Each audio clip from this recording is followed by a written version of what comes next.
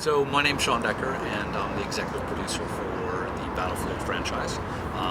So today we're talking about Battlefield Bad Company, which is coming out on the Xbox 360 and the PlayStation 3, and is basically a very different type of shooter. It's all about basically different soldiers who don't necessarily follow all the rules, and it's about a lot of destruction and about doing things in a very big sandbox kind of environment, kind of go anywhere kind of game, kind of the scale of think Oblivion.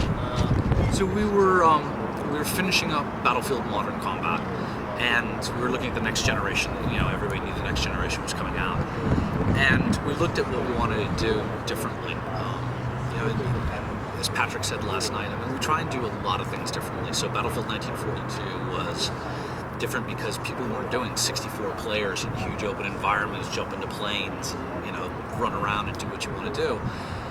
And so when we thought about it, we said, okay, well, what do we want to do differently? Well, we don't want to be, kind of a World War II save the world, type of shooter, or, go up against the aliens. We kind of wanted to blur good and bad a little bit, and the morality.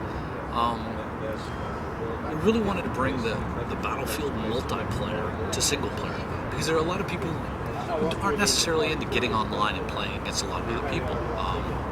They like to go at their own pace, and they like to have their own experiences. And so really what we want to do is bring that Battlefield experience, though, to single player, but also to do it in a different way than everybody else. If you imagine the ad for Bad Company, every other game out there is usually kind of like some guy blowing up a lot of stuff with heavy metal music playing in the background, and go go go go go, and more of like the jazz music in the background, and you're kind of thinking about like I don't really like this army stuff, and different attitude all the way across, and the same thing with destruction. We wanted to change the way you play first-person shooters. When you play a first-person shooter today, or at least when I play, the game is all about angles. It's all about the guy's up in the window, how do I get a good shot on him? Or do I run into the building and try and get behind him, or whatever? But it's still about finding the right angle and getting the guy. How do we get rid of the angles? We start blowing stuff up, and we let the enemy blow up stuff against you. You think about it, if you play a game today, the enemy's over there, and you duck behind a wall, and you sit there and you reload your weapon, you think about what weapon you're going to use and all the rest of it, and you pop up, he shoots at you a couple times, you pop down, and it goes like this until you get him. It's just kind of the way things go.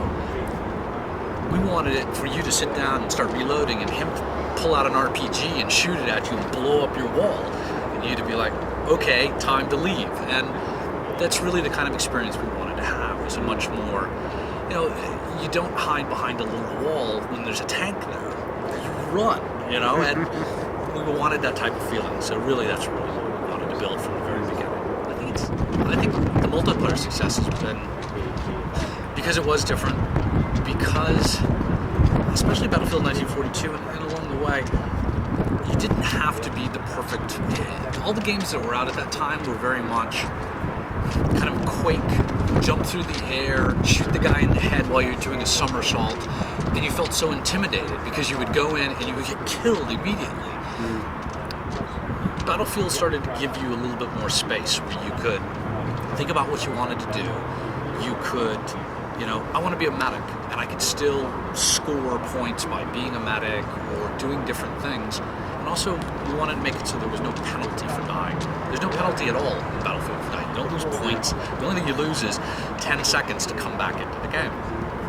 And I think that's really one of the things that helped it make success, as well as it was a very social game. So Quake and all the rest of them were social, but there wasn't a lot of team elements there necessarily that helped kind of push you together. It was much more about just fragging the other guy, as opposed to kind of an overall objective of winning the map, or working together as a team. And I think that helped a lot too.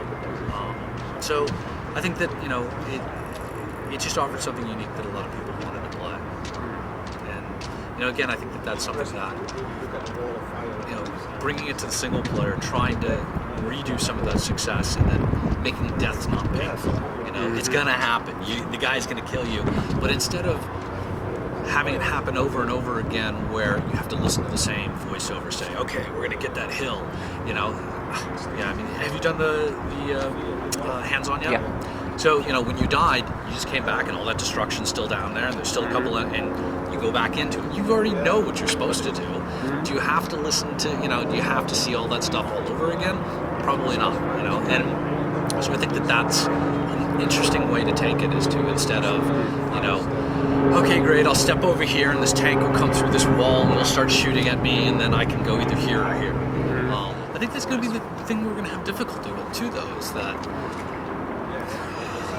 I think a lot of players are so used to, if you build a road, they'll be like, well, I have to walk down the road because they put the road here, so I obviously have to go here. And we have to find a good way in the game to teach people that, like, no, go across the field, go up the hill, jump in a helicopter and fly over it. You know, do whatever you want to do.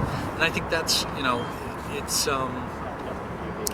going to be a challenge for us. I mean, there's been some great games out there that have done that. We just have to make sure that we do it well for everybody, and that we teach them that, you know what, if you want to do anything, do whatever you want to do. You know, if you're playing in there, if you go back in during lunchtime, and instead of going up to the smoke, you know, and hi guys, you know, I'm here, and it plays the cutscene and all the rest of it, just run across the border and see what happens, and the game will change. You know, and so I think that that's really what we want, you know. But it's going to be interesting to see if people, you know, pick up on that right away, or, you know, feel it's kind of still down the rails. Yeah, I mean, to really, you know, when we started building the Frostbite engine several years ago, before the next generation even came out, you know, we were looking at that, and really we wanted to make sure that, you know, first we looked around and said, is there any other engine out there we could use?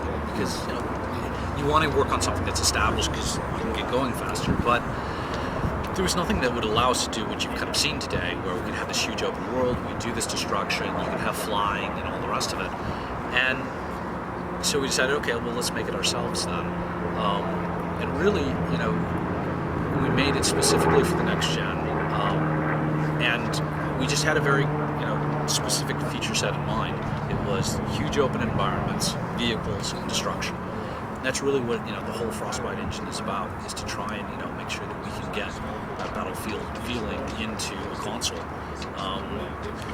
You know, it is a big challenge when you sit there and you talk to, you know, your lead programmers. You're like, okay, so we want to destroy everything. The ground. We want to be able to destroy the ground, the trees, you know, we want it all. Okay, so there's a group here internally within DICE called the TNT team, Tools and Technology.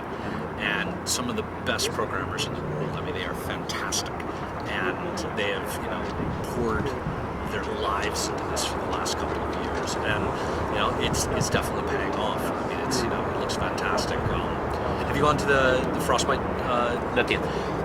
Take a look at that, and I mean, they, you know, the guys love their work, and they're doing a fantastic job. I mean, you know, the Frostbite engine, you know, we could still tell a good story, but, you know, without the Frostbite engine, it'd be very, very difficult to have this game. You know, they've done a really great job.